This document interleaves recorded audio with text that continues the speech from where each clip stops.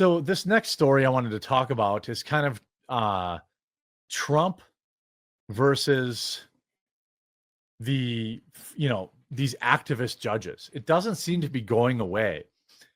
So Trump administration now has asked the Supreme Court to block the rehiring of fired federal employees. I don't think the Supreme Court's going to rule on his side for this. They've shown that they aren't going to. I don't think that they're going to do that on top of another judge maintaining his block on the Trump administration's deportation of Venezuelans, on top of another judge in California blocking some additional firings. I don't understand how these judges can actually, it's so weird to me. Like, he's the commander in chief. He's the, he's the boss. I mean, and these aren't even like DC judges. They're just like federal level judges in states. So I don't understand how they get to do that. We knew this was going to happen. These. And isn't this sort of part of what the Trump administration strategy seems to be, right? Like, there are gray area questions. Who gets to make these decisions? And so they're forcing the questions into the light. I think so much of what we hear as a criticism of the Trump administration is, well, this is the status quo, so you have to stick to it. And I like that the Trump administration is overall being like, no, we don't. We don't have to keep doing this if it's not serving the people, because that's who elected us. With the federal workers who were with this specific conflict, because there's a lot that we could talk about. It was definitely interesting to see like independent people who work for I think NIH is one of the videos I saw, or different people who work for government agencies who are like, they told us they were going to fire us all, and then they told us that actually we get paid to leave. So now we just get paid and do nothing. Ha ha ha ha ha. And being like, is that the branch you want to die? And I get that it's stressful to lose your job. Layoffs are not fun. They're not easy for anyone, whether you're private sector or you work for the government. On the other hand, if you are like celebrating that you're getting paid to do nothing, I don't know that I'm like super supportive of you. And I think it's hard to get behind that. I think it's weird that like a district judge in DC gets to decide how all of the taxpayers' money is being spent. I mean, shouldn't we at least have to go to Congress? Why are we going to judges on this one? Maybe someone in chat has an answer for that, but generally seeing the way that the balances of the balances of checks and power is good. I don't mind it being tested. What bothers me is like when it seems like these judges are like, no, I'm the ultimate authority. Seemed, especially during the lead up to when the media wouldn't admit that Trump was doing better than Biden and Harris, they seem to sort of at times imply that there were like people over the president. Like, if you have enough federal judges that rule against the president, then his powers are in check. And that might be true in some cases, but this doesn't seem to be, right? These are agencies that operate under the president's purview. Yeah, I don't understand. I mean, I think they're just doing this for, activism reasons. They're just kind of, they're doing it to get in the headlines. They're doing it to own Drumpf. They're doing it for whatever reasons, but I don't think that they're good reasons, and I don't think that they're, like you said, serving what the American people actually want. Mm-hmm. The American people want these deportations. The American people want the cut down of waste and abuse in our government. The American people want all of this, and so it's so weird that the judges feel like, hey, this is where I'm going to get involved. And I am nervous about you see the Trump administration asks Supreme Court to halt judges' order to rehire probationary federal workers. I mean, they are getting challenged on everything they've done. Mm-hmm. Now, I don't know. They obviously had to know this was going to happen. But this appeals court calls on the conservative majority court to rein in the growing number of federal judges who have slowed President Trump's sweeping agenda, at least for now. Only this court can end this interbranch power grab, the appeal stated. The courts have become ground zero for pushback to Trump with the Republican-led Congress, largely supportive or silent. The judges have ruled against Trump's administration more than 36 times after finding violations of federal law.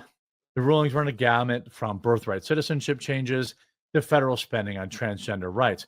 I mean, I am not feeling very awesome about the Supreme Court kind of backing here. I just don't. I don't feel great about it. So then what we're going to end up here is with, just like 2016, everything's going to take forever. They're going to, every single thing is going to continue to go at a snail's pace. Right. And this is just about, making Trump look bad. This is about setting up the headlines for, ha ha ha, Orange Man said he was going to do this, but he didn't get it all done. He didn't complete everything. Very, very odd to me.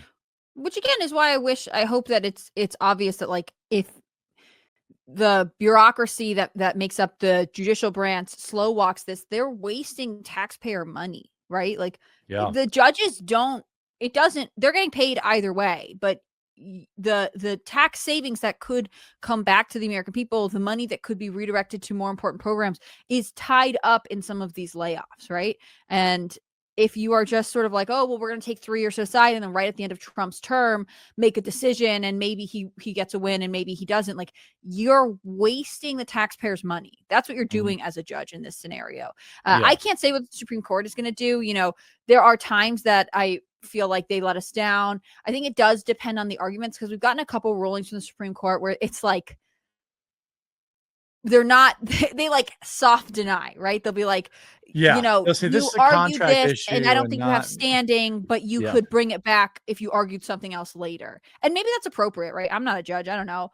But we do get these sort of like slow slapaways, or like these like half blocks. Like, the issue isn't completely settled. On the other hand, they do kind of say no to stuff. And I wonder if that will be the case with some of these issues. I just feel like frustrated as a taxpayer. Is my overall thing. Like, I don't know why a district judge gets to make these decisions. And it seems like, if anything, shouldn't Congress be mad? Like, it seems like this should be a conversation between Trump and Congress, because they're the one who sets budgets for these agencies. I understand like workers' rights or whatever, and that would be a legal issue. On the other hand, they don't have to work for the federal government. They are allowed to work wherever they want. And if the jobs no longer exist, because it turns out we shouldn't be spending money on them, just like everybody else, they would have to move on, right? Why is it different? Why are they kind of almost getting to be a protected class because they are federal workers? Yeah, well, there's also the kind of reality too that, like, some of these issues that are getting kicked back by these judges, they could legitimately just, like, there are still end arounds for Trump to use. Styx is here. I'm going to bring him in. Don't be mad at Styx. It was my fault. Styx, we're talking about all these Supreme Court. We're in the middle of a segment talking about all these Supreme Court. Now, Trump has gone to the Supreme Court again to ask for help against all these, activist judges that are trying to, they're literally suing him over every EO he's done. Where do you see that? Like, is this going to be one of those things where Trump's going to win like 40%, lose 60%, but it's still going to be a net positive?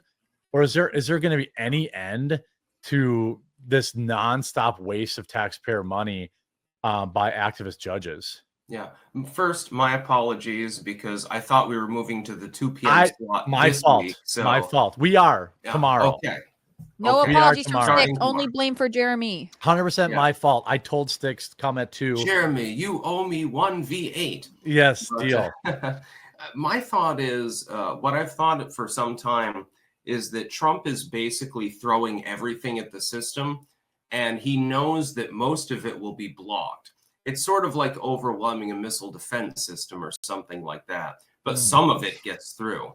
And so he has to pick and choose his battles wisely. And I think that with the people that he's surrounded himself with, he'll probably be able to do so. And he's got a reasonably sympathetic Supreme Court. So that's the good news. And so he's going to get some of it through. But like I told people when he first got elected, he's not going to get everything that he wants. It's impossible. No administration gets that. It doesn't matter how talented they are. Yeah, and I also think there is maybe this is a cope, but there is a side benefit, right? Where when the midterm elections come around, Republicans are going to be able to say, look at these leftoids. They don't want us to deport violent criminals. They don't want to stop waste and abuse in the government. Like, he's going to be able to use this against them, I suspect. Yeah, they're definitely going to be completely shattering the Democratic Party. But at the moment, their leader appears to be Chuck Schumer. So Barely. I was laughing. I couldn't stop laughing this morning. I had to laugh several times during one of my morning videos because they don't have any other leader. Pelosi has not prevailed on Hakeem Jeffries. Jeffries is not doing anything. So who else is the leader of the party? I mean, Fetterman, the dude with brain damage, Lurch. Yeah. I think they've been like soft launching people. They tried Fetterman. They've tried AOC. They're trying, He's off hanging out with Bernie. Yeah, we're going to talk about that up next. Oh, God. I wanted Bernie to wait for Styx to be here to get his Bernie impression because they've you tried. Want my Bernie impression? Why? Do you want some ice cream subsidized by the taxpayers? Yeah. I approve of this. Let's go to that story, actually. So Bernie Sanders has been on the truth about Bernie Sanders is this. He has some reasonably progressive ideas and even some ideas that I agreed with. And maybe some I even still agree with.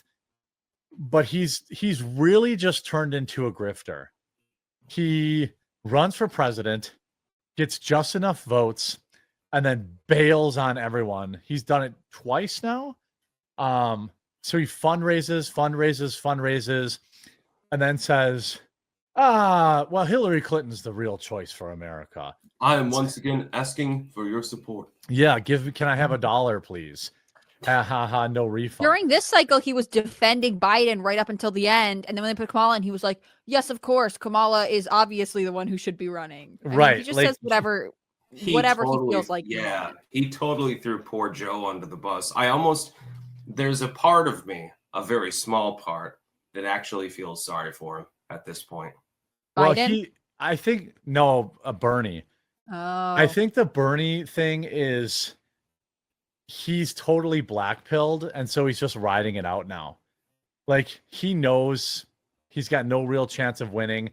That's why he's doing this cringe tour with AOC. It's just about raising money. Fighting oligarchy? They're fighting oligarchy by paying people to attend their rallies and hosting rallies in, progressive college neighborhoods and acting like this is, there's a huge wave of this nonsense in America. No.